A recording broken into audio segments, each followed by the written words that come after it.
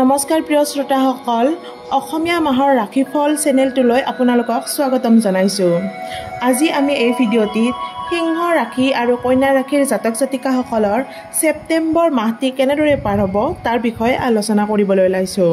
প্ৰথমতে আমি আলোচনা কৰিম সিংহ ৰাশিৰ বিষয়ে। সিংহ ৰাশিৰ জাতক জাতিকাসকলৰ এই মাহটোত কাম কৰিবলৈ মন নাযাব। এই মাহটোত সহকৰ্মী অথবা বিষয়াসকলে কিন্তু আপোনালোকক সহায় কৰিব। আপোনাৰ যদি কাম কৰিবলৈ মন নাযায় তেতিয়াহ'লে বিষয়াসকলে আপোনাক ক'ব পাৰে যে আপুনি অলপ ৰেষ্ট লওক। গতিকে তেনেদৰে আপোনালোকৰ মাহটো পাৰ হৈ যাব। কৰ্মক্ষেত্ৰত যদি কোনো ব্যক্তি পচন্দ হৈ আছিল অথবা নতুন কোনো ব্যক্তি আপোনাৰ পচন্দ হ'ব পাৰে আৰু এই কথা আপোনালোকৰ এই মাহটোত আগবাঢ়িব। ব্যৱসায়ৰ ক্ষেত্ৰত কিন্তু এই মাহটো সিমান বেছি ভাল দেখা পোৱা নাযায়। শিক্ষাৰ্থীসকলৰ বাবে শুভ। এই মাহটিৰ শেষৰ পিনে অৰ্থ লাভ হ'ব পাৰে। কৰ্ম বিচাৰি থকাসকলে কাৰোবাৰ সহায়ৰ দ্বাৰাহে কৰ্ম পাব।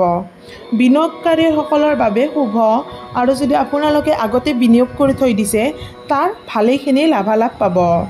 আপোনালোকৰ স্বাস্থ্যৰ ক্ষেত্ৰত হৰমনৰ সমস্যা হ'ব পাৰে।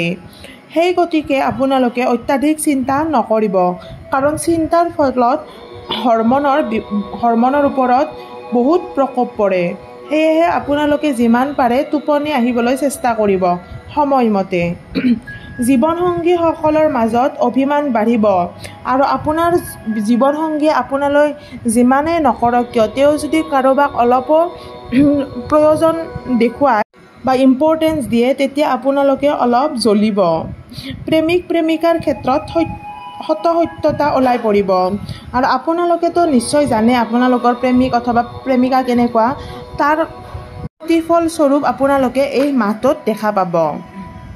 এতিয়া আমি আলোচনা কৰিবলৈ ওলাইছোঁ কন্যা ৰাশিৰ বিষয়ে। কন্যা ৰাশিৰ জাতক জাতিকাসকলে এই মাহটোত সামাজিকভাৱে ব্যস্ত থাকিব। এই মাহটোত আপুনি বিভিন্ন ধৰণৰ কাম কাজ, বিবাহ সবাহ আদিত অংশগ্ৰহণ কৰিব।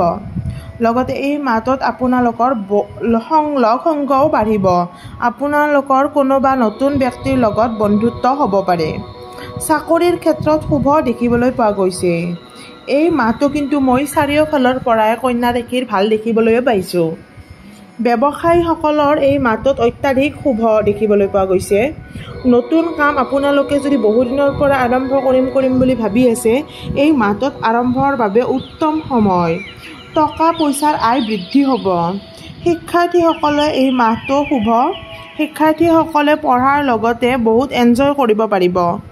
বিভিন্ন ধৰণৰ ঘূৰা ফুৰা অথবা খেলা ধূলাও কৰিব পাৰিব। পৰিয়ালৰ লগত আপোনালোকে বহু সময় অতিবাহিত কৰিবলৈ সুযোগ লাভ কৰিব। শত্ৰুসকলে কিন্তু আপোনাৰ আৱেগত আঘাত কৰিবলৈ চেষ্টা কৰিব, কাৰণ তেওঁলোকে আপোনালোকক বেলেগ ধৰণে ক্ষতি কৰিব পৰা নাই। সেয়েহে তেওঁলোকে এতিয়া আৱেগত আঘাত হানাৰ চেষ্টা আৰম্ভ কৰিছে।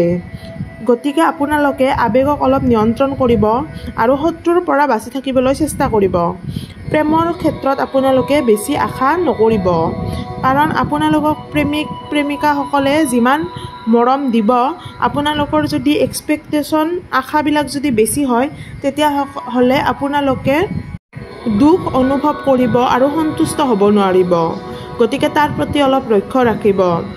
আৰু এইখিনি কৈয়ে ভিডিঅ'টি সামৰিছোঁ। আৰু যদি মোৰ ভিডিঅ'টি চাই আপোনালোকৰ ভাল লাগিছে তেতিয়াহ'লে লাইক, শ্বেয়াৰ আৰু ছাবস্ক্ৰাইব কৰিবলৈ নাপাহৰিব। ধন্যবাদ।